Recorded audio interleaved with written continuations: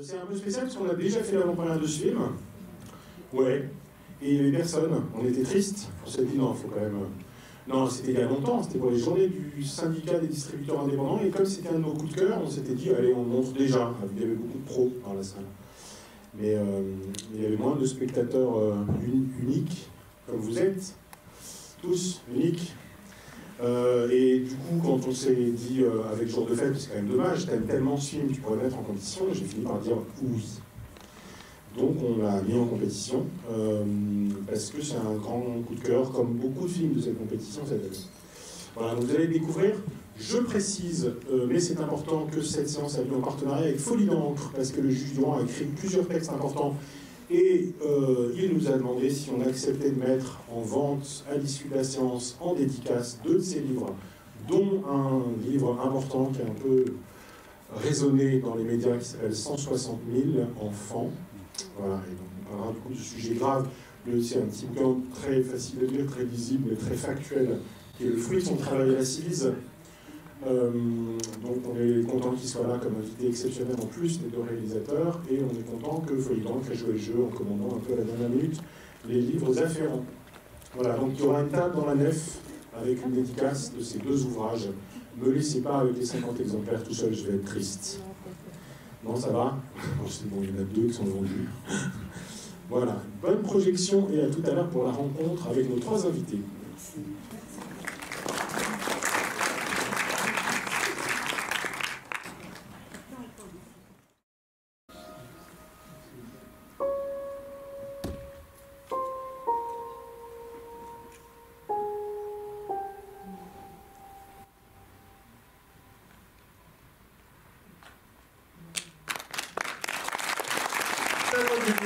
Arnaud Dufesse et le juge Édouard Durand.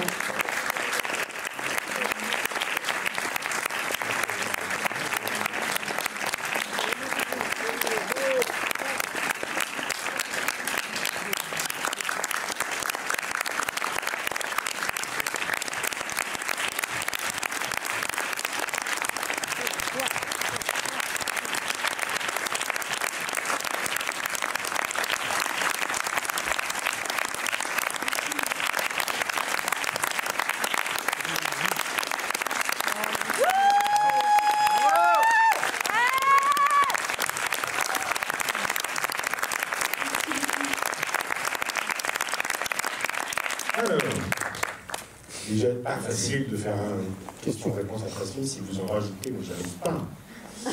Merci à tous les 3 d'être là, ça nous fait très plaisir. Je confirme le coup de cœur de février à Berlin. Quand on revoit le film, c'est exactement pareil. Merci beaucoup. On voit plus la mise en scène, tout ça, tant mieux, en un sens. Mais l'émotion est strictement la même. Avant de revenir à la jeunesse, parce que pour le coup, vous aviez raconté votre rencontre à Berlin et ça m'avait aussi ému, je trouve ça assez beau cette histoire. Mais je veux bien qu'on commence directement par un regard de spectateur particulier et très intéressé. Merci Édouard Durand d'être présent. Je veux bien que vous nous disiez ce que vous avez pensé en découvrant ce film et pourquoi, du coup, vous avez accepté cette invitation exceptionnelle ce soir. Bonsoir à toutes et à tous et merci de cette invitation exceptionnelle. Je suis très heureux.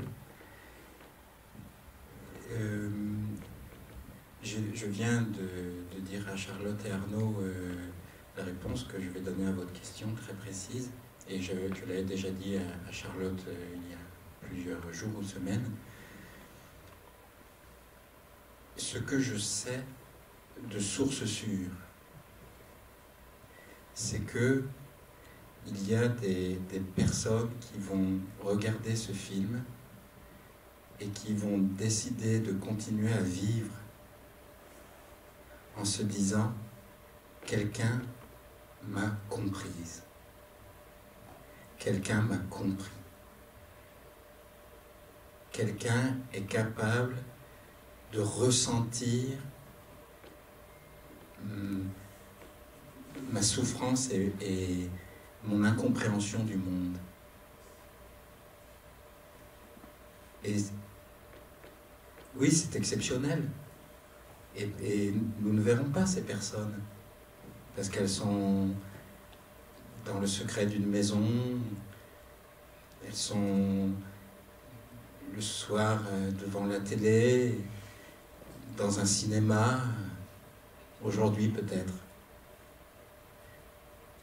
Et des personnes qui disent, moi j'ai l'impression d'être le petit garçon, ou la jeune fille, ou la mère, ou toute autre personne, j'ai l'impression d'être le fou de la partie. Et ce film remet les choses à leur juste place. Donc vraiment, je pense pouvoir dire qu'il y a de la souffrance dans la construction de cette œuvre. Et alors d'autant plus, merci, parce que c'est très important de sauver des vies. Merci. Merci beaucoup.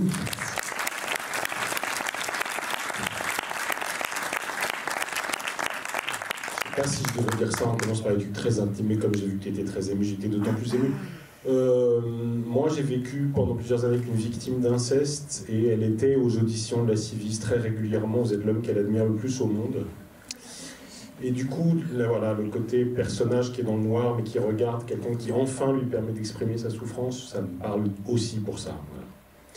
Voilà. On va revenir au film. En fait, quand je le vois, quand je le découvre, quand je le revois, il y a un truc qui me bouleverse les deux fois.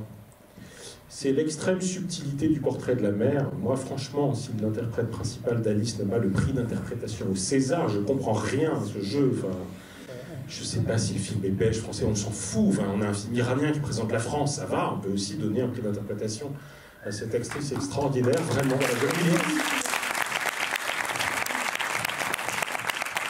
Bon, mais ça tient évidemment à la fois à sa capacité de jeu extraordinaire, dont peut-être Arnaud tu vas nous parler parce que tu l'avais déjà dirigé dans un court-métrage précédent, mais aussi évidemment à la grande intelligence de la structure et au fait de ne pas être clément avec ce portrait de mère. Par elle-même, son avocate essaye de la faire taire à un moment quand elle révèle qu'on peut avoir l'impression qu'elle a exercé des violences à l'égard de cet enfant, qu'elle ne sait pas comment faire, qu'elle le plaque au sol. Et le début du film s'ouvre là-dessus, en fait, sur cet excès, sur cette façon de lui ordonner de se rendre au rendez-vous. Donc on a déjà vu ça, on a vu ce qu'on pourrait imaginer être une forme d'hystérie. Et la grande intelligence du film dans sa structure, c'est que assez longtemps, malgré tout, on n'est pas vraiment à la décharge de la mère. On la soupçonne effectivement d'agir de façon un peu particulière. Et évidemment, plus elle va avancer, et plus on va découvrir, jusqu'à ce qu'elle crie le mot violeur, mais le sous-texte de cette relation, ce qui se passe, qu'elle subit, ce qu'elle vit seule, etc. Voilà, je voudrais que nous racontiez, avant qu'on revienne à la genèse et à pourquoi ce film, etc., mais comment vous avez j'allais dire, dessiner le parcours de ce portrait de mère et de femme pour faire en sorte de lui donner cette densité, cette vérité-là. Alors, c'est vrai que Arnaud connaissait déjà Myriam pour avoir déjà travaillé avec elle, et moi je l'avais vue dans un autre film qui s'appelle Sage-femme, qui était extraordinaire, où elle jouait donc une sage-femme, donc un soignant. Et c'est une soignante, et ça m'avait particulièrement touchée, étant donné que je suis infirmière et de profession, et que je pense, et ça a été dit d'ailleurs ce week-end à Nantes, quelqu'un qui disait qu'il y avait beaucoup de soins dans le film aussi, et je trouvais que c'était très juste, et en tout cas ça m'a beaucoup touchée, parce que c'est prendre soin de tous ces personnages-là, chacun, pour ce qu'ils représentent. Et cette mère, en effet, dans la construction du film, elle arrive en vrac. Parce que quand un enfant, et vous le dites très bien, révèle des violences, c'est un monde qui s'écroule pour sa famille, pour la personne qui entend ses premières paroles et qui ne sait bien souvent pas quoi en faire d'ailleurs. Souvent l'enfant en parle à plusieurs personnes avant d'être cru. Je crois peut-être 6 ou 7 personnes, peu importe, mais enfin c'est important, mais voilà, avant que sa parole soit entendue, il en a déjà parlé énormément, et ça veut dire que quand on entend son enfant révéler ça, c'est vraiment un immeuble qui s'effondre. Et pouvoir raconter ces histoires-là, déjà il faut une force incroyable de ces enfants qui prennent la parole et qui osent parler. Et quand on reçoit cette parole, malgré tout, on n'est pas cru. Et ces mères, elles ne sont pas crues, on doit se battre sans cesse. Et donc ce personnage d'Alice, elle arrive au tribunal de la jeunesse épuisée, fatiguée, par 2, 3, 4 années de lutte pour faire entendre sa parole. Et elle a une chance, cette matinée d'audience, pour faire entendre la parole de son fils. Et ça, c'est quelque chose, en effet, quand on voit cette mère, et on en parlait justement tout de suite là, avec le juge Édouard Durand, et elle est au sol, et d'ailleurs au niveau même cinématographique, on l'a mise au sol pour ensuite voir ce deuxième plan de cette structure de la justice qui écrase, et, ce plan de haut, voilà, sur ces enfants et cette famille qui arrive au tribunal. Et on ne peut pas comprendre, on ne peut pas s'imaginer ce que vivent ces mères-là. Et quand on regarde ces familles, ces enfants au sol, ces mères qui luttent et qui essaient de rattraper son enfant parce qu'il court, parce qu'il a peur, parce qu'il n'a pas envie, parce que ça fait 10 fois qu'il a parlé, qu'est-ce qu'on se dit, nous, quand on regarde ces enfants-là? Et c'est ça qu'on avait envie de montrer, et justement, tout ce parcours de cette mère, Alice, qui va se transformer grâce à cette matinée d'audience. C'est ce qu'on a voulu vous faire vivre aussi, un petit peu. Bravo. Et là, je suis très émue.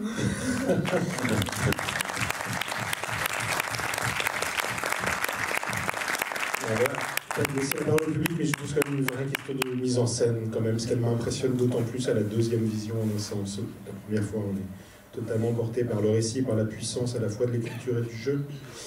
Il y a un rapport extraordinairement fort à la contrainte dans le film, qui est un rapport qui passe évidemment par l'intégration des contraintes qui sont imposées à chacun des protagonistes, puisque, en particulier, il y a cette règle qui est qu'ils n'ont pas le droit de parler avant très longtemps. Or, ils en meurent d'envie. Ils répondent de temps en temps de façon impromptue et déplacée, etc. Ce rapport à la contrainte, il a une traduction en termes de mise en scène qui est qu'on n'est pas toujours sur la bonne personne. Et en l'occurrence, on est quand même très souvent sur la personne qui écoute et non pas sur la personne qui parle. C'est vrai tout au début, de façon très forte et très contraignante pour le spectateur lui-même contraint dans son fauteuil de cinéma. On a envie de voir l'avocat ou l'avocate, et puis en fait on ne la verra pas, parce que ce qu'on enregistre, c'est les échos de cette parole-là, hyper violente, destructrice, sur celle qui écoute, c'est-à-dire celle qui est la principale concernée, en l'occurrence la mère. Et en fait le film va intégrer progressivement toutes ces contraintes qui s'imposent, raconte les processus, les procédures successives imposées à la mère, etc. Et plus il avance, malgré tout, plus on finit par être en phase avec la personne qui parle, qui est en l'occurrence la mère, qui elle va être plein cadre, face caméra, dans un rapport au son direct, voilà. Et donc le film est aussi une façon d'abolir le hors-champ au profit d'être là et maintenant et de décider ce qu'on veut filmer. J'aimerais bien savoir, comme je connais un tout petit peu le dispositif de mise en scène, je crois que vous avez filmé avec 3 caméras, la scène centrale, etc. Qu'est-ce qui a décidé de ce choix-là, de travailler sur le hors-champ, et donc d'exclure en particulier la présence de l'avocat, l'exclure largement, elle n'est pas tout à fait absente, l'avocat du père, et parfois la juge, au profit de cette extrême concentration sur le personnage de la mère, et donc de cette intégration progressive pour la mettre au centre de l'espace dans son grand monologue.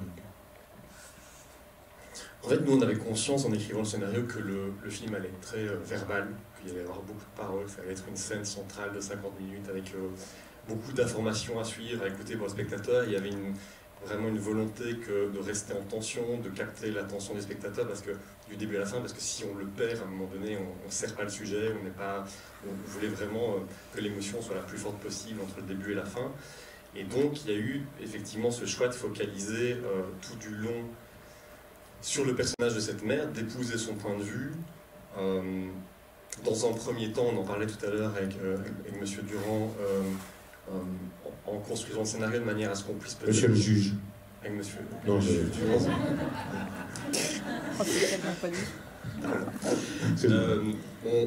on voulait qu'il y ait une tension qui fasse en sorte que dans les premiers temps on puisse percevoir cette femme comme étant dysfonctionnelle, en tout cas qu'il y a quelque chose de dysfonctionnel avec ses enfants, pour ensuite déconstruire le regard progressivement pendant le film. Et donc épouser en fait son point de vue tout du long, c'était hyper important en termes de sensations, en termes d'émotions.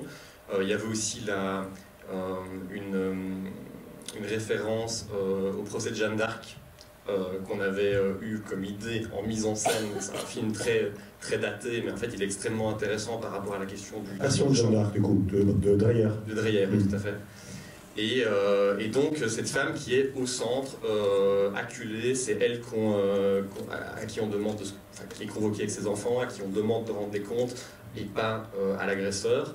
Et donc on voulait focaliser le regard sur elle en permanence, et on avait comme idée de percevoir l'impact de la parole des autres aussi sur elle, qui doit attendre sans rien dire, parce que ça parle aussi de la justice à travers ça, c'est-à-dire que c'est des longs moments où on est obligé d'entendre les mensonges ou la réalité arrangée des autres. Il y a une place à la parole qui est normale, mais en même temps qui est extrêmement aussi difficile et douloureuse à entendre à certains moments. Et donc on voulait focaliser un maximum sur elle, mais aussi parfois passer sur certains personnages quand on perçoit qu'il y a quelque chose qui change dans leur perception, qu'il y a un déclic qui s'opère.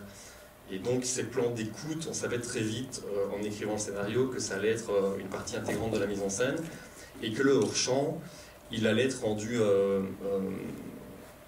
important par ça, mais aussi par le fait que de toute façon on n'avait pas des moyens, nos moyens étaient très limités en fait, donc on devait aussi, on en a fait une force en mise en scène de travailler ce hors-champ au niveau sonore en permanence, plutôt que de filmer du décor ou des figurants qu'on n'avait pas.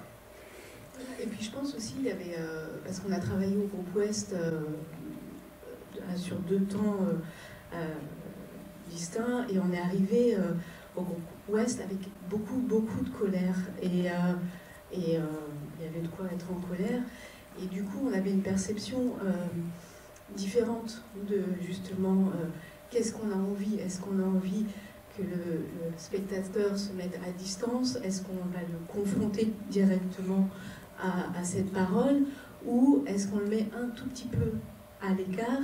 Et je pense que c'est le travail qu'on a fait là-bas qui nous a permis aussi de prendre cette distance-là et de se dire qu'est-ce qu'on entend quand on arrive à se dégager un tout petit peu de cette colère-là. Ça, on a cheminé, comme ils disent au groupe Ouest, on a avancé, on a réfléchi à ça, et ça nous a vraiment permis de trouver justement cette question de, alors est-ce qu'on met la caméra sur qui? Est-ce que c'est la mère? Est-ce que c'est Monique? Est-ce que c'est le père? Est-ce que on va vouloir avoir tout de suite la juge? Et puis après, c'est au niveau du montage que tout s'est vraiment bien imbriqué, et on a trouvé justement cette force-là de l'écoute. Et d'ailleurs, moi, j'ai trouvé, parce que sur une interview, on avait simplement le son de toute cette audience, enfin une petite partie, et c'était encore plus fort en fait, sans l'image. Il y avait quelque chose de très percutant en fait. Donc il y a une histoire de parler, mais il y a une histoire de comment on entend ces paroles et qu'est-ce qu'on en fait ensuite. Donc c'est vraiment ce travail-là qu'on avait envie de faire. Mais pour moi, l'effet sur le spectateur, c'est que ça interroge ma liberté aussi. C'est-à-dire que je me sens totalement oppressé quand le personnage dit j'ai envie de hurler, moi aussi, comme spectateur, depuis le début du film. Mais il y a une petite distance. Mais il y a une petite distance. Mais quand même, il y a le fait de se dire mais pourquoi est-ce qu'on me tient à ce point? Pourquoi on me contraint? Enfin, et du coup, le film est assez oppressant pour ça. Et la métaphore du coup du masque avec le tuyau d'oxygène, pour moi, renvoie aussi à ce que je vis dans la salle. J'ai envie de respirer hors de l'eau, quoi. Alors que le film m'étouffe, y compris par son format, assez carré. Il y a un truc comme ça d'enfermement que je ressens extrêmement fort pendant la projection. Une dernière question pour le juge Durand, et ensuite on vous passe la parole. Un de vos livres que vous allez signer tout à l'heure a servi aussi de guide au film, j'allais dire, pour diriger la juge dans le film, Stéphanie, l'actrice.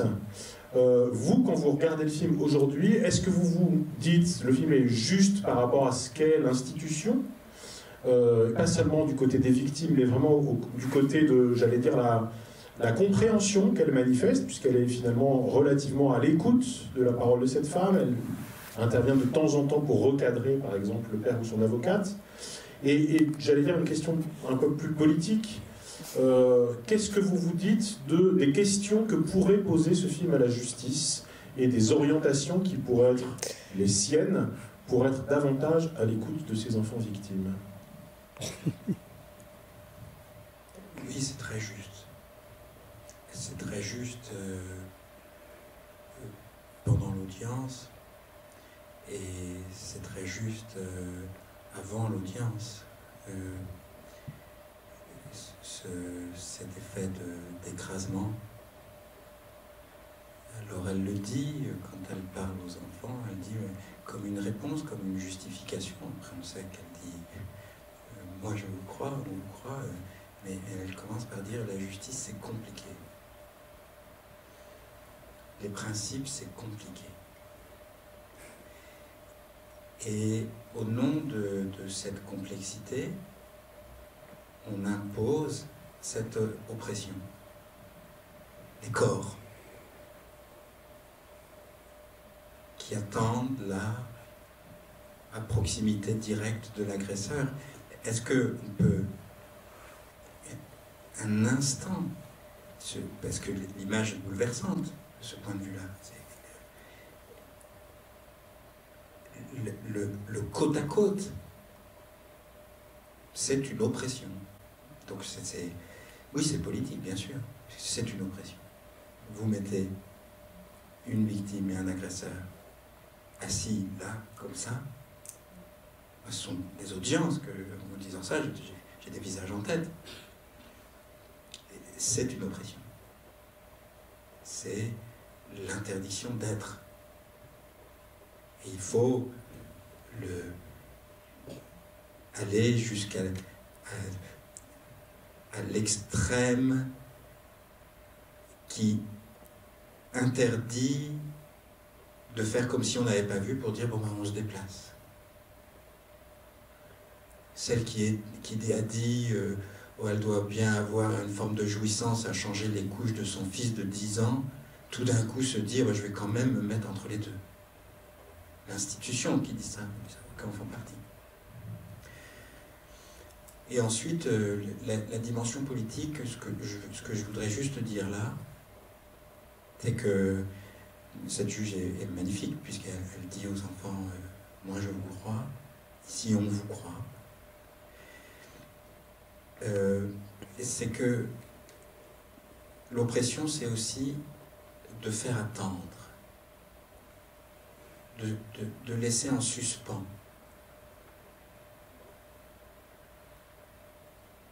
Et il faudrait rendre obligatoire que ça se passe comme ça. Ou alors rendre comme ça, que ça se passe comme ça au sens « moi je vous crois ». Ou alors rendre obligatoire de dire « moi je ne vous crois pas, je ne suis pas là pour ça, c'est compliqué ». Ça s'appelle la loi. Pas l'aléa. Parce que ça aussi c'est écrasant. Comment on va m'accueillir, comment on va m'écouter, comment on va prendre en compte ma parole? Est-ce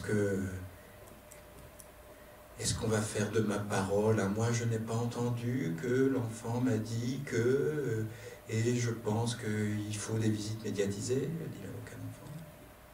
De quel droit? La vie des êtres humains dépend de la perception de 3 autres personnes. Et ça, c'est très politique. Je ne sais pas si je réponds, mais c'est ça que je crois dire. Qui veut prendre la parole? Oui. Je vais être synthétique parce que bon, c'est bouleversant. Je voudrais d'abord dire, déjà saluer le travail très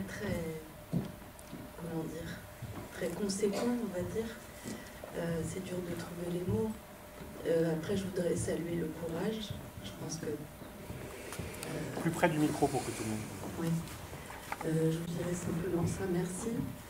Et merci beaucoup au juge Durand d'être présent et pour tout ce que vous faites. Merci. Allez, vous avez droit à une toute dernière question. Bonsoir, merci beaucoup pour ce film bouleversant. Je crois que c'est le deuxième film le plus sensoriel que j'ai vu cette année. Le premier c'était Sierra, le deuxième c'est celui-ci. Parce que je rejoins Stéphane, en fait, il nous oppresse quoi, tout le long. Enfin, j'ai eu un poids sur le cœur tout le long du film. Quoi. J'ai pas repris ma respiration. Voilà, c'est très sensoriel. Je crois qu'on reconnaît des bons acteurs à la manière qu'ils ont d'écouter. Et je crois qu'un dialogue, il tient à l'écoute. Et donc c'est très intelligent d'avoir justement centré le film sur l'écoute. Moi j'avais deux questions. Comment vous avez répété? Combien de jours de tournage ça a nécessité? Voilà, comment se sont fait les répétitions? Comment vous avez travaillé avec les acteurs et notamment avec l'actrice principale? Et la deuxième question, vous avez cité au générique quelqu'un qui a été coupé et je ne sais pas si c'est significatif dans le film, mais qu'est-ce qu'il y avait je ne sais pas si c'est significatif en tout cas de quelque chose qui a été coupé et qui était important dans votre travail de préparation. Mais voilà, juste comment vous avez préparé le tournage. Merci. Tu diras pour la scène. Mais, pour le travail, juste je voudrais reprendre sur la question de l'oppression et de la respiration. En effet, on se sent complètement oppressé dans ce film. Mais ce qu'il faut savoir, c'est bien souvent, les victimes sont oppressées en permanence lorsqu'on est comme ça dans ce moment de sidération. On a le souffle coupé. Et bien souvent, beaucoup de patients, même que je peux recevoir dans mon travail, ont aussi des problèmes respiratoires importants, justement, parce que ce souffle a été coupé. Donc on avait vraiment envie de travailler cette question de la respiration et de l'oppression. Ça, c'est quelque chose que je tenais à souligner. Pour le travail avec Myriam, en tout cas, Arnaud avait déjà travaillé avec elle, mais pour ma part, c'est vrai que j'ai fait beaucoup de...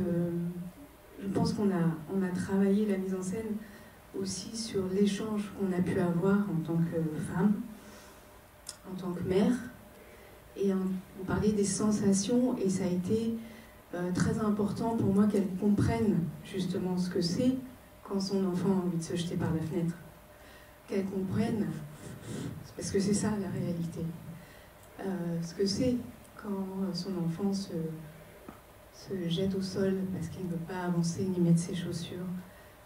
Et c'est toutes ces petites expériences-là que j'ai voulu lui transmettre afin qu'elle puisse vraiment sentir ça. Et puis après, elle a fait sa sauce, Myriam, elle est extraordinaire.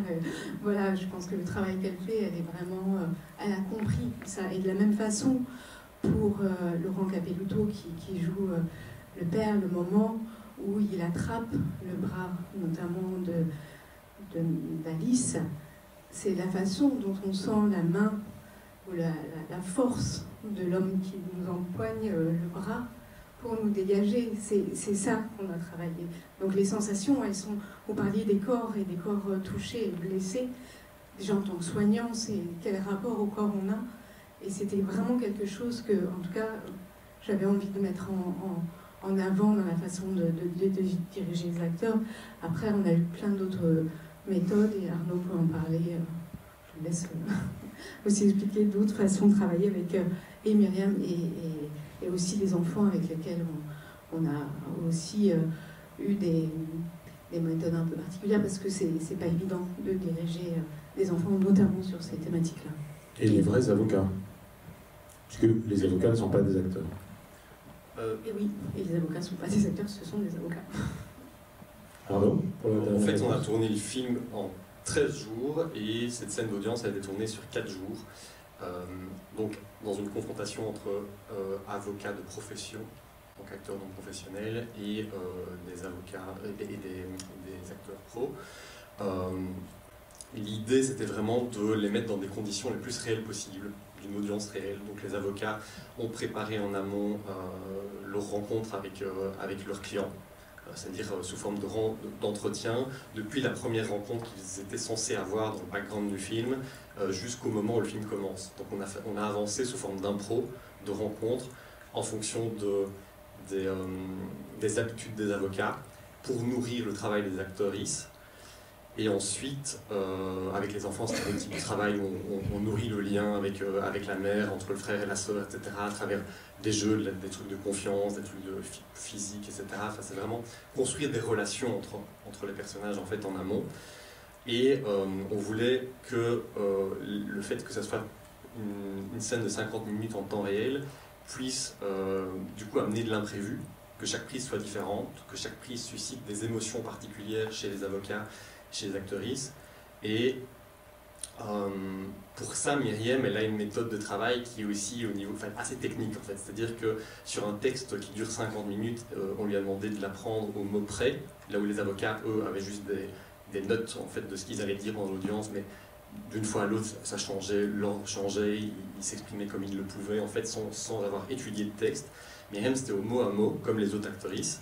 Et ce qu'elle fait, en fait, c'est une méthode inspirée de Meisner, de l'Actor Studio aussi, où en gros, elle rattache certains moments émotionnels de son texte à des souvenirs précis qu'elle-même vit, ou qu'elle connaît de par son expérience de femme, qui ne sont pas forcément du coup liés exactement à ce que dit le film, mais en tout cas, de manière à ce qu'elle puisse avoir des balises qui guident en fait son émotion. Et en se connectant à cette image, à cette sensation, à certains moments, le texte après coule tout seul, dans une forme d'émotion, et de manière la plus réaliste possible en fait. Et ça est renforcé par le fait que les avocats lui envoient à chaque fois des répliques différentes et avec des émotions et des réactions différentes.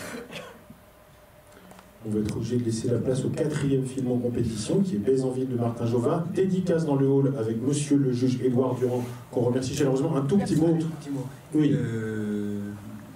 Et le tout petit mot, c'est le livre s'appelle Tes droits et tes besoins comptent. Et c'est un livre qui parle aux enfants directement. Et c'est un livre qui est illustré par Maïlane Chapiron, qui est présente. Donc on est 2. Et voilà. Il y a aussi 160 000. Et 160 000 enfants. Et c'est vrai que, juste pour... on parle de la façon dont on a travaillé avec Ulysse. Avec Ulysse, on a beaucoup, et merci Maïlane, parce qu'on a beaucoup travaillé aussi avec tes livres, que ce soit C'est mon corps, enfin, à l'époque c'était C'est mon corps, et Le loup, et ça nous a vraiment permis parce que c'était compliqué de raconter ça à un enfant, évidemment, et c'était vraiment un support de compréhension pour lui, parce que même si on connaît bien le sujet, ça reste complexe. Et merci pour ton travail, merci pour votre travail. Merci beaucoup à tous les 4. Merci. Bonne soirée. Alors